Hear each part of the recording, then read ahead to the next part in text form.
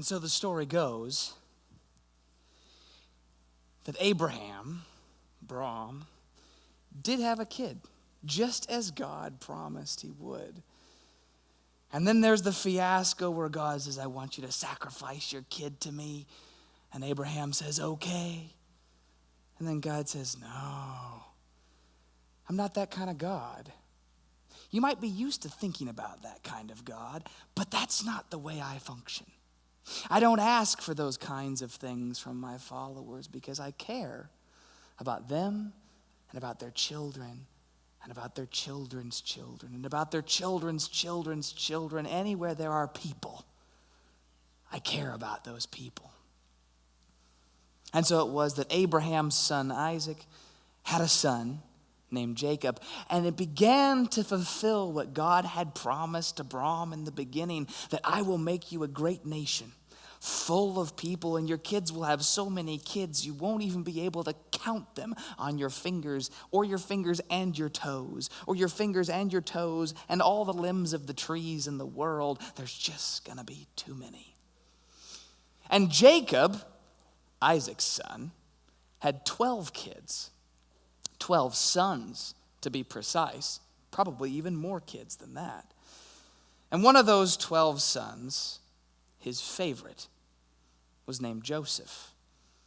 And Joseph was a real brat. He was one of those people that when you saw his face, you just kind of wanted to, you know what I mean? Do you know a person like that? You probably do know a person like that. I'll bet you know at least one person like that. And he really ticked his brothers off. He was one of those snooty kids. The kid who always has the right answer, even if it's not the right answer. And what made him even more annoying was that when he didn't have the right answer and he pretended, his dad acted like he did. Oh, and that just got under his brother's skin. Then he started having dreams and saying things like, someday I'm going to be in charge of the whole family. Someday I'm going to be like the king, and y'all are going to work for me. And that did not go over well with Joseph's brothers. In fact, it went over so poorly with Joseph's brothers that they decided, here's what we're going to do. We're going to get rid of him. We're going to kill him. That's a pretty harsh thing, but you know, he was a pretty annoying kid. So maybe it adds up. I don't know. But in their minds, it added up. And they put into motion this grand scheme to get rid of Joseph. And instead of killing him, they wound up selling him off to a group of traders headed for Egypt. And so Joseph went to Egypt and became a slave for a super powerful person in a super powerful nation with weird customs that spoke a weird language that he didn't understand and was just all around not home. And then God does this weird thing that we're seeing God do over and over again with God's people, where Joseph went from being a slave to being an important slave to being the most important servant in his master's house.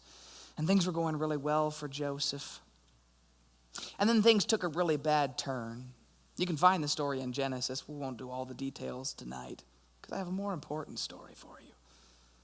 But Joseph had a really bad turn and things went down and he winds up in prison in Egypt. He's gone from being a slave to being a servant to being an important servant to the most important to being stuck in jail. But you probably guessed it. God doesn't leave the story there. No. He goes from being a prisoner to being an important prisoner to being the most important prisoner. And pretty soon, Joseph's beginning to run part of the prison. And next thing you know, a couple of crazy stories later, he winds up working in the palace. And I kid you not, next thing you know, he's not just working in the palace, he's the second most powerful person in all of Egypt. Sounds crazy. It is crazy. But that's the way the story goes. And then Joseph gets old, as people do. And Joseph dies, but not before he brings his brothers, that's right, the very same brothers who sold him into slavery. He brings those brothers back to Egypt, and they have a big family reunion, and they say a bunch of I'm sorries. There's a bunch of tears shed. It's in the Bible. Check it out. And now Joseph dies. But Joseph and his brothers have all had kids. And they all settle down in Egypt to live happily ever after, at least for a few years. But then there become more and more and more and more of them. And pretty soon there are so many descendants of Joseph that Egypt begins to get worried. And the new Pharaoh, that's the king in charge of Egypt, doesn't know about Joseph. And he doesn't know about Joseph's family. And he says, we have got a problem on our hands. There's like this, well, at this point, they're basically a small country. There's this small country of people that aren't Egyptians. That's going to be a problem. So the king and all his cronies get together and they say, here's what we're going to do. We're going to make slaves out of them. That'll fix it. So they did. They made slaves out of all of Joseph's kids and his brother's kids and their wives' kids. And they're working for the Egyptians and they're hauling stones around and they're making great cities. But the Egyptians ran into a problem because they kept on having kids. And every time the slaves would be worked harder, they'd have more kids. And the Pharaoh would say, we're coming down, work them twice as hard. What do you think they did? Had more kids. And they're growing and they're growing and they're growing. And the Pharaoh said, we got a problem. Here's what we're going to do. We're going to kill all the boys. Yep, every baby that's born. I want you to tell the midwives, that's the people who deliver babies, I want you to tell them, every time that the Israelites, that's what they call them now, every time this group, every time Joseph's descendants have a kid, if it's a girl, she can live. That's good. If it's a boy, I want you to kill it.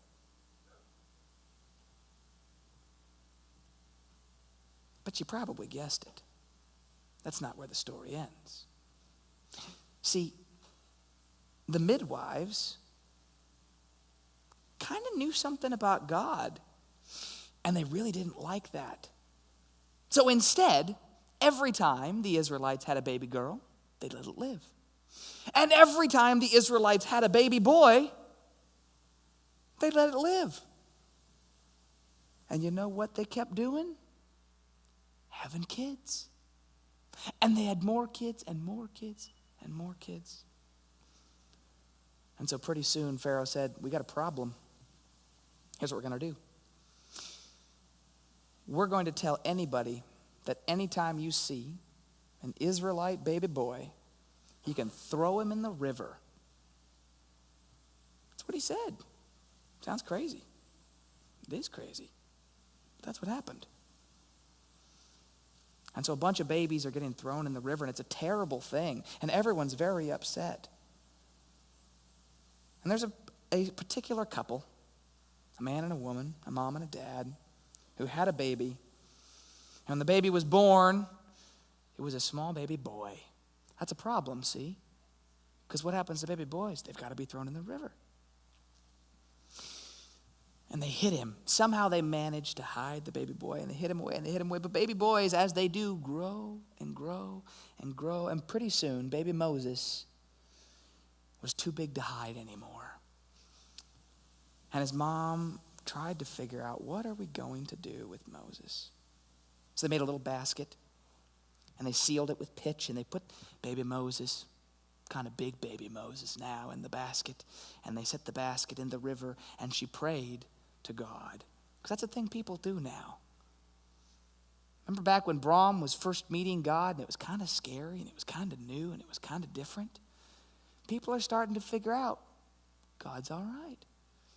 And they have a habit of talking to God. So she prayed to God. She said, hey, please take care of my baby. Well, what happens next, it's going to sound crazy. It is crazy. But it's what happens. The princess of Egypt finds the basket. I kid you not. And she takes Moses in and she raises him as her own until he grows and grows and grows, as little baby boys do, and grows to be a full man. And pretty soon, Moses, kind of like Joseph, is a really important person in Egypt. And things are going pretty well until the day that Moses goes out and he's watching the slaves work. And he knows deep down that he's an Israelite too. Those are his people. And he's watching an Egyptian beat on an Israelite slave, and he's hitting him with a whip over and over, and he realizes he's going to kill him, and Moses gets upset. And he goes over, and he knocks the man to the ground, and he hits his head on a rock, and he dies. Now Moses is in trouble. But you've probably figured it out. That's not the end of the story. Moses gets scared, and so he runs away. He leaves Egypt entirely, and he takes off for Midian, a land of wilderness and desert and nastiness. Oh, and lots of sheep. And as the story goes, he meets a woman who is not a sheep. And they fall in love, and they get married. And Moses is beginning to have a little family. And he works as a shepherd, which is really the worst of jobs. Think about the life of a shepherd. Every day you wake up and you go down to the sheep pen. You take the sheep out of the pen. You set them out to graze, and then you stare at sheep butts all day. I don't know if you're aware of this, but sheep butts make pretty poor conversation. They aren't particularly pretty, and they really don't smell very nice. But that's what he would do. All day long, he would stare at sheep butts. And then he would take the sheep home, put them in their pen, and go to bed. Much like Brahm used to do. A hard day of work, go to sleep, lights out, wake up, and repeat. One particular day, it was a day Moses didn't want to get out of bed. Have you ever had a day like that? That was me this morning. Just particularly warm. It felt particularly good. And it's an ungodly time to get up. It's about 4 o'clock in the morning for Moses.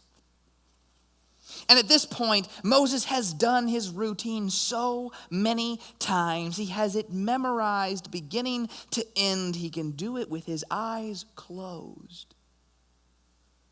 He rolls to the left. He pulls the bedroll up. He reaches out and gets his cloak and puts it on. Checks to make sure it's not backwards, because you don't want to look bad for the sheep. Stands up, ties the belt around himself, blows a kiss to his wife, still asleep, opens the door to his tent ever so quietly, closes the door to his tent, walks 1, 2, 3, 10, 20, 31, 32, 33, 34 steps, and sure enough, there's the sheep gate.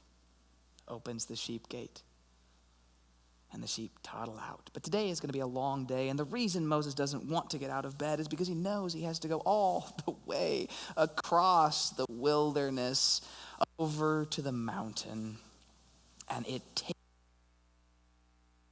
there. But he does it anyway, and they begin the trek. 1 step, 2 step, 31, 32, 301, 302, 3001, 3002, 300,001. It's so many steps. And they're on the 3rd day of their journey. And I don't know if you've ever spent time in the wilderness, but it's a beautiful thing for day 1. It's a wonderful thing for day 2. It's a pretty okay thing for day 3 when you're by yourself. It's a little lonely on day 4. Day 5, you start having conversation with the sheep's butts. And you begin to wonder, am I losing it? And it was day 5 for Moses, and he was beginning to wonder, am I losing it? And the sun was beginning to set. He could see the mountain in the distance. He knew the trek was over, but that doesn't mean feeding's over for the sheep. So really it's just beginning for him. And way off in the distance, about as far away as he can possibly see, the light is flickering. It's dancing and it's moving and it's bobbing left and right and higher and then slightly lower. And he knows that's not the sunset. And if that's not the sunset, it must mean that something is creating light. And if something is creating light, it must mean people. And that means one of 2 things. Either he's about to get robbed and possibly killed, or he gets to have conversation with someone's face. That's a wonderful thing. It looks nicer than a sheep's butt. It smells nicer than a sheep's butt. And the sounds it makes are far more pleasant, usually. Not always, but usually.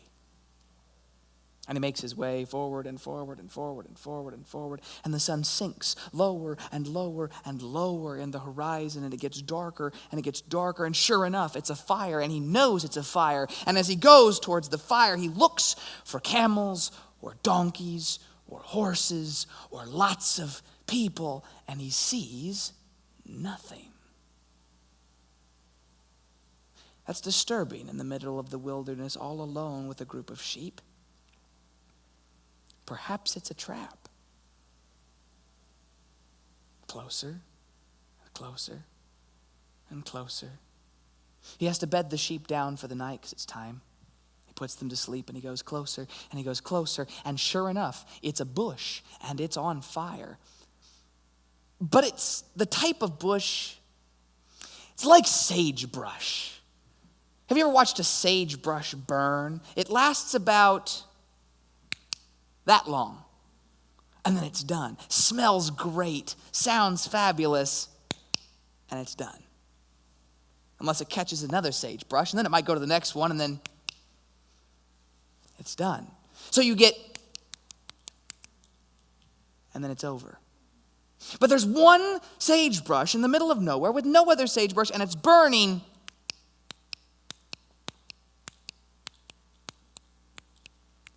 And it's burning, and it's burning, and it's burning, and then it's talking. Sounds crazy. It is crazy. But it's what happens. And the bush says, Moses.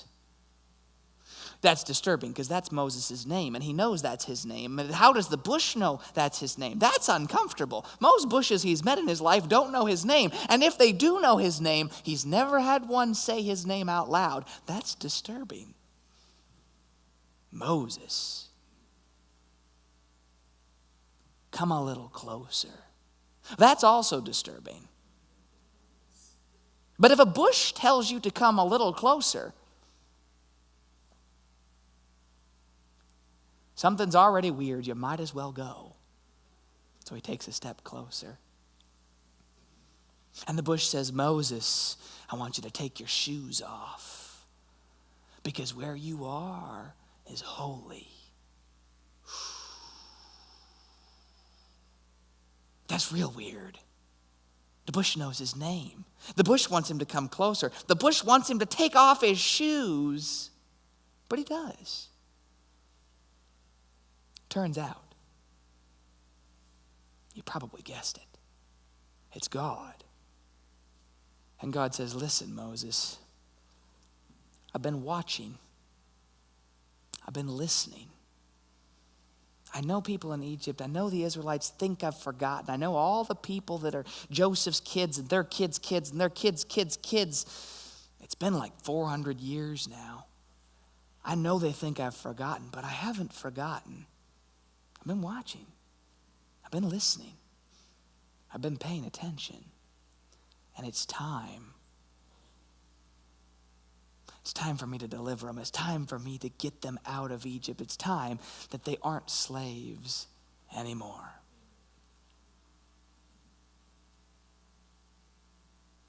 That's good news. I imagine Moses kind of settles back. Can't wait to hear this. And then God says, Moses, I want you to go. I'm sending you to Pharaoh. I am sending you to go and talk to Pharaoh. You're going to be my messenger. This is going to be great. I like to imagine that if a bush started talking to me and said, Zach, and I listened, because the bush knows my name. I haven't run into many bushes that know my name, and if I do run into one that knows my name, I've never run into one that said my name out loud. That's just awkward. But if it did, and I listened, and it said, come a little closer, and I did, even though that's uncomfortable and kind of weird. And it said, take off your shoes, and even though I felt really weird, I did. And it turned out that the bush were God. And it turned out that God wanted me to go and tell the president something. I like to think that I'd be really excited to do it. Moses says, really? Me? It's in Scripture. Exodus chapter 3. You should check it out. Sounds crazy. It is crazy. But it's there. He says, me? I'm not qualified. Who am I? I'm not going to go talk to the king. God says, hey, don't worry about it. I'm going to go with you. We're going to go together, you and me. Moses and God. It's going to be a good time. Oh, and in fact, it's going to be so good. Here's how you're going to know. Once you go and we get everybody out, y'all are going to come back to this same mountain. See this little sagebrush here? The one that's on fire? Right there. And y'all are going to worship me, and we're going to sing songs together, and we're going to throw a party. And maybe we'll light some bushes on fire. It's going to be great. You'll know I'm God. I can do what I want. That's pretty cool, right? I like to think that if I were Moses, and I had an encounter with a bush, and I had my shoes off, God said, I want you to do this thing. And I said, maybe, I don't know. And then God said, hey, I'm going to go with you. We're going to do it together, you and me. I like to think. I'd say, yeah, let's go.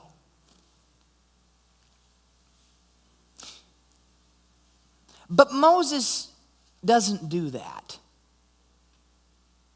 Moses instead stops and thinks about it for a moment. Processes. Any of y'all processors? Takes you a second to adjust to change. Digests the information. And says, okay, you're God, I'm Moses, we'll go together.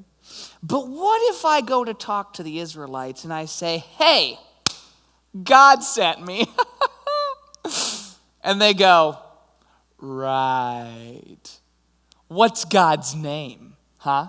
Tell us that. I don't know your name. What am I going to say? Says Moses. How about them apples, God? I like to imagine that God pauses a little too. Because what he says next is kind of epic and it kind of makes no sense all at the same time. It's a very God thing to do. He looks at Moses and he says, I want you to tell them that I am who I am. And when they ask you, who sent me? Or who sent you? I want you to tell them, I am sent me. I am the God of your forefathers. I am the God of Abraham. I am the God of his son Isaac. I am the God of Jacob. And this is my name, and you will remember me by it forever. Woo! Come on, God.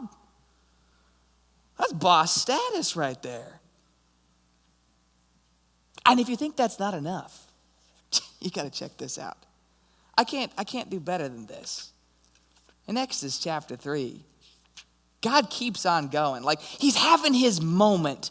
It's almost as if God were the villain. And you know, right before the villain's going to kill the hero, they give that super long speech Oh, look at my greatness. Look at what I have done, and you puny hero I'm about to destroy. And then the villain gets killed, you know?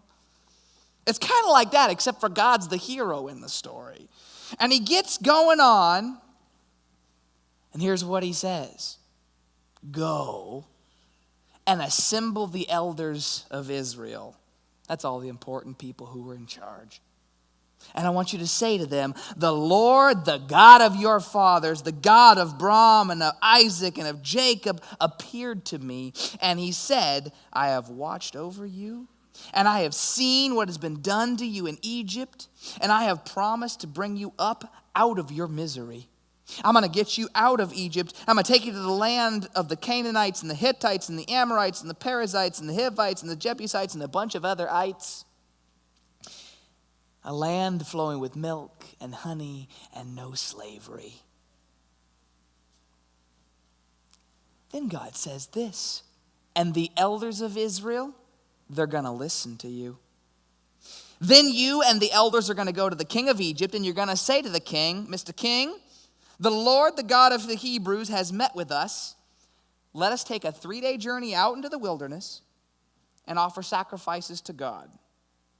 But I know, says God, I know that the king is not going to let you go unless something really powerful gets there first and makes him pause for effect. You probably know where this is going. So I, says God, will stretch out my hand, and I'll strike the Egyptians with all of the wonders that I will perform among them, and after that, he'll let you go. Wow.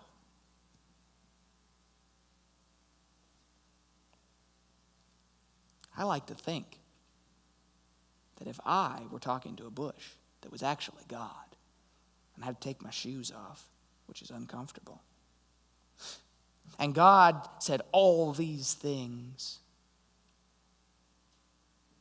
that I'd be like, yeah,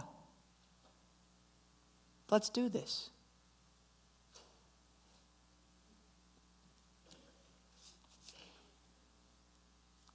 You probably know where this is going.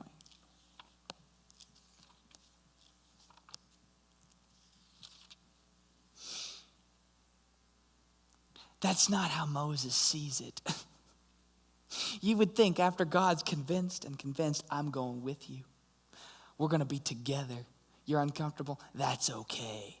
Here's how it's going to go. I'm telling you, they're going to listen. I'm telling you, the king's going to listen. I'm telling you, I am bringing my hand of power into Egypt, and we're going to rout everybody together.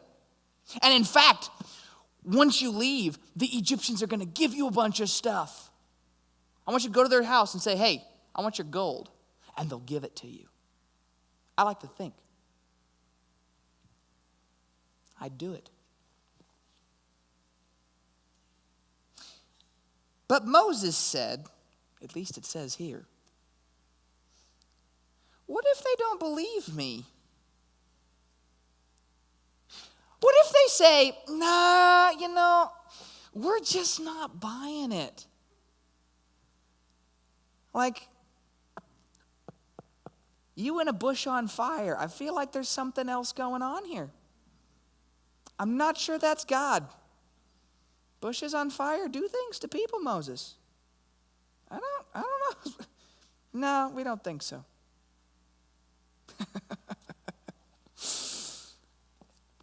God says, hey, what's in your hand? Moses says, staff. God says, okay, throw it on the ground. We're already talking to a bush.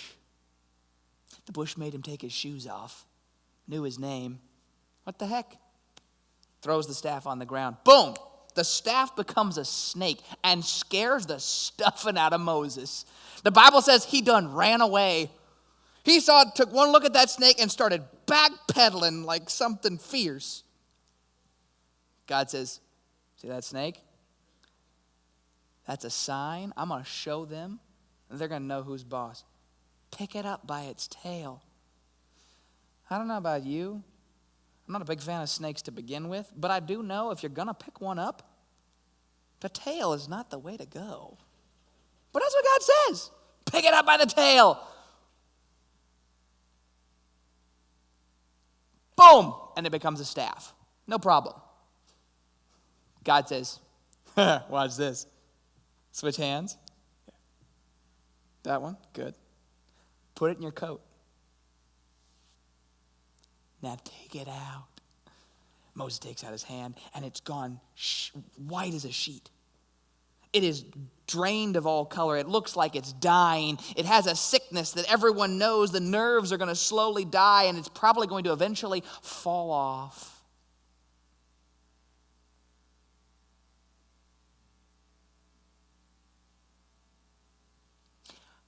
I got to wonder how Moses feels.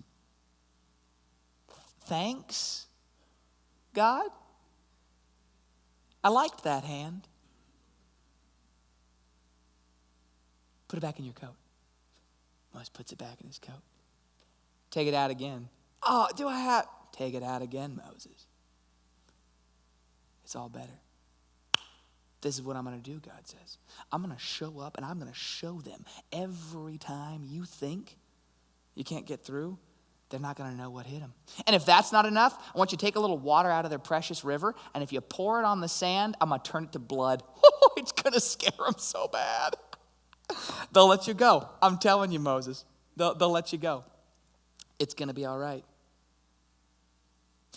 I like to think that if I were talking to a bush and had to take my shoes off, which is really awkward, and then God talked to me and really spent like a half hour convincing me that God was going to go with me, and then showed me a bunch of really cool magic tricks that I definitely couldn't do, and healed a disease and made a snake and then unmade a snake and then said he would make water into blood and scare people, I like to think I'd go.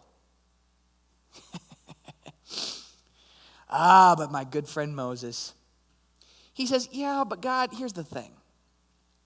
I really suck at talking to people. Like, I'm just really bad at it. So I think you'd better, and then God gets worked up. He says, Moses, who made your mouth? Huh? Oh, me? I made your mouth. Okay.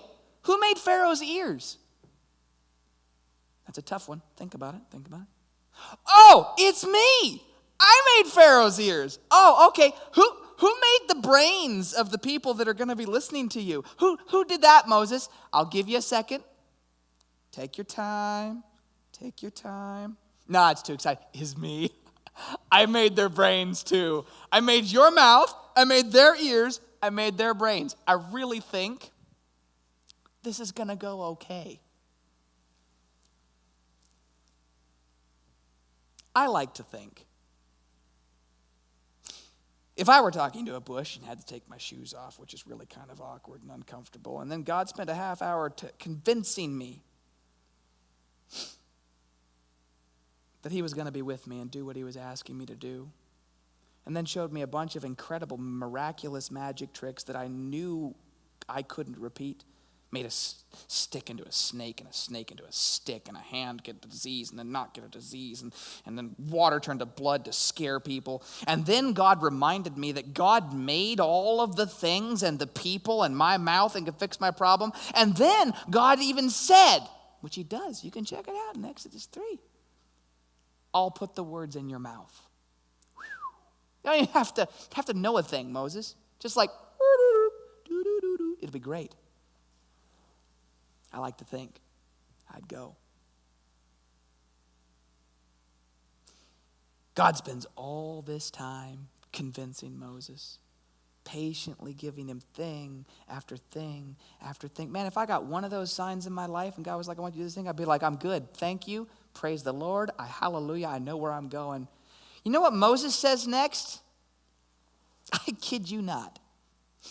Yeah, I mean, pardon, I'm sorry, but could you send someone else? Like what? Could you send someone else? I am the Lord your God, the God of Abraham and Isaac and Jacob and everyone who is in Egypt. And you and I made your mouth, and you and I am going to go before you. And God gets mad. Sounds crazy. It is crazy. That's what happens. God gets ticked. His anger burns up like a fire.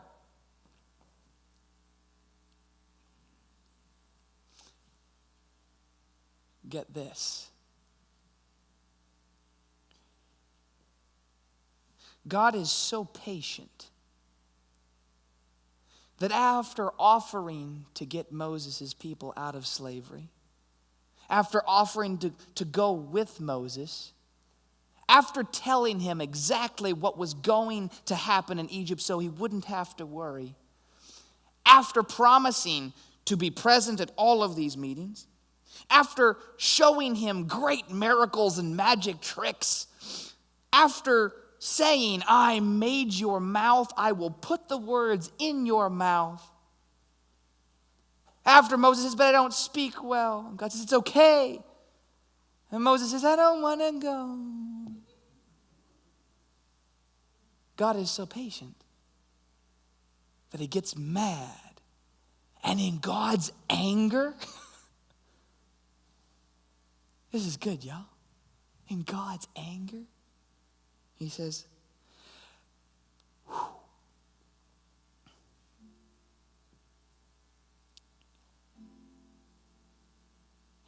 your brother Aaron, he talks pretty well, doesn't he? Okay. I'll send him.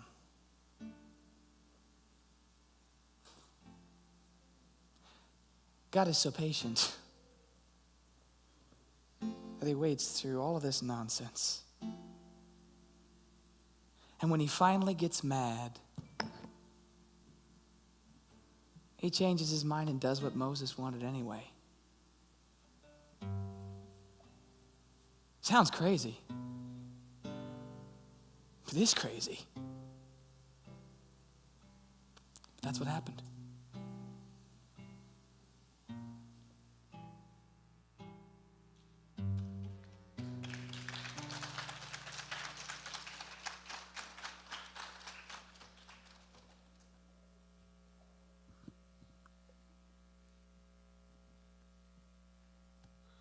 So in case any of you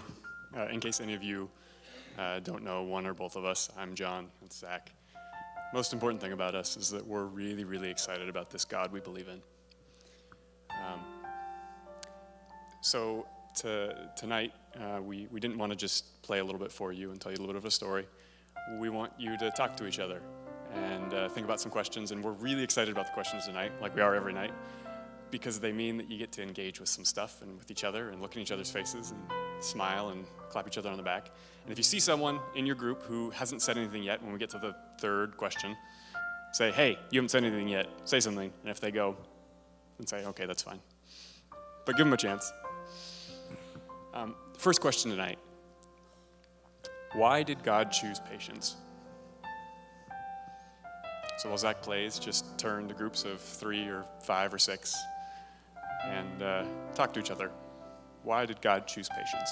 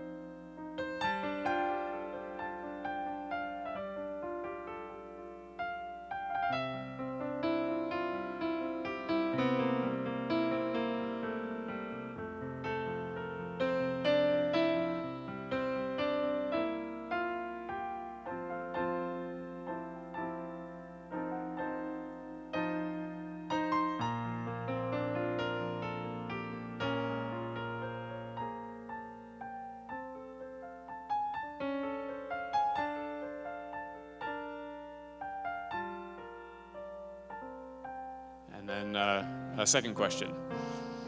Part of the story there, though, was not God just being all sunshine and roses the whole time. For a minute there, he got kind of mad, a little bit upset. It took him a minute to get himself. He had to reel himself back. He said, "Come on, I made you. Get your act together, Moses." And then he was like, okay. In the story, when God got angry, how'd that make you feel?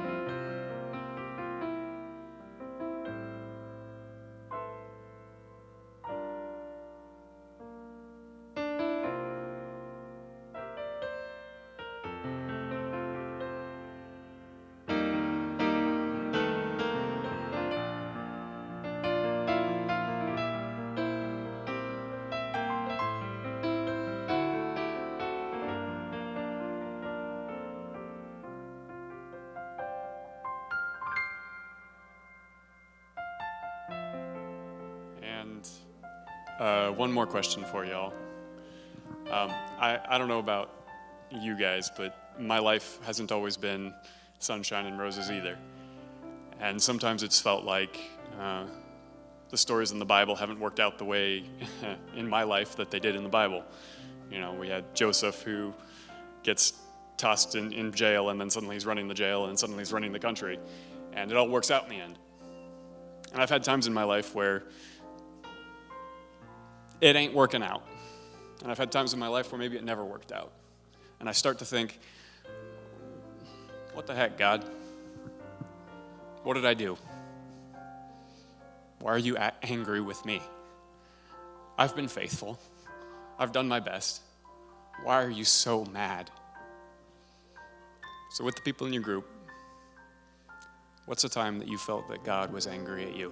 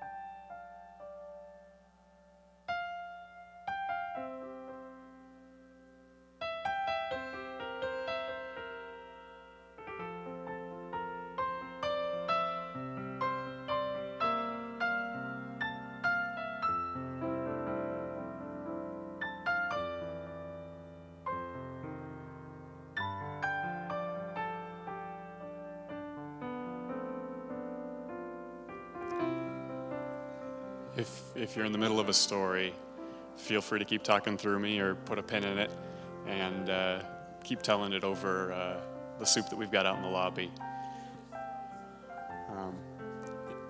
Before we head out to the soup, though, I want to say a couple things. The first is that there's a lot of places in this life to bump up against a lack of patience. We see it in the news, and we see it at work, and then we stop at the grocery store on the way home, and there's none there either. And then we come home, and wouldn't you know, we don't have any left for our families. And then we go to church, and sometimes it's not there either. But I can promise you, God is patient. And I can promise you that God is kind. And he's not just kind sometimes, he's faithfully kind always. And he has enough patience to be kind when you're a mess. This series, as we keep saying, is all about the questions. And it's all about who God is. If you're wanting answers and you're a little bit frustrated sometimes by us not giving them to you, I have good news.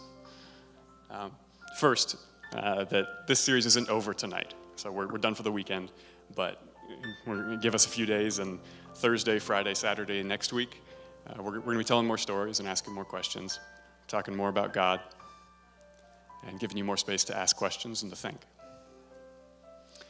And then there's going to be another week, and Thursday, Friday, Saturday, we're going to tell some more stories and ask some more questions and feed you more soup. And then at that point, here at Journey, we're doing something really cool called community groups. I say we because I just glomming onto this group of people. I'm based down in Portland, but I love Zach, and I love Jim John, and I love this church. And here at Journey, we're starting something called community groups. I'm going to force Zach to kind of fill you in a little bit more about the community groups. And then something else after that in March. If you are looking for a place where you can grapple with questions like we've grappled with here, where you can go to find some more detailed stories in Scripture that unpack things a little bit more simply, a little bit more carefully, that have the time to walk through and answer questions you might have, at Journey, we get together during the week. We meet on Saturday mornings here to worship together, to sing songs, to be together in community. But it's not the only time or the only place we get together. We meet in each other's homes in groups of 5 to 15 people, give or take. We ask questions. We laugh. Sometimes we eat food. Sometimes we play games. Depends on where you go. But this is a place where you can come and interact. You don't even have to attend church if you don't want to. But if you're looking for a place to explore the God concept more, I would encourage you to talk to John, talk to myself, talk to Jim over here in the red plaid, talk to Darla over here in the gray and the black. We can help you find a place here at Journey to get connected with people just like you, to ask questions, to have safe, open dialogue, and to keep this conversation going. When this series ends at the tail end of January, we're going to start a new community group cycle. They also only go for about 8 weeks, so you're not committing to a lifelong thing where you're stuck forever. And you're like, oh my goodness, what have I done? You can do 8 weeks, then you can get out. Or if you don't like your people, you can switch people. But if that's something you're looking for in your life, we would love to offer that, a space for you to connect, to think, to ask questions, and to be safe and explore the God concept. And then in March, if you're liking what you're hearing about God and you're thinking, hey, how can I have more kindness in my life? How can I have more patience in my life? How can I have more faithfulness in my life? How can I have more of the things we're going to be talking about next weekend and the weekend after? In March, we're going to be doing another series like this, Thursday, Friday, Saturday nights for 3 weeks in March. But instead of focusing on the stories, we're going to be focusing on just really practical tips for, okay, how can you be patient? How can you be kind? So if that's something you're interested in, tuck that away into the back. And now that we've plugged everything that we could possibly think of plugging, please go out and get some more soup. Sean has once again whipped up something delicious for us.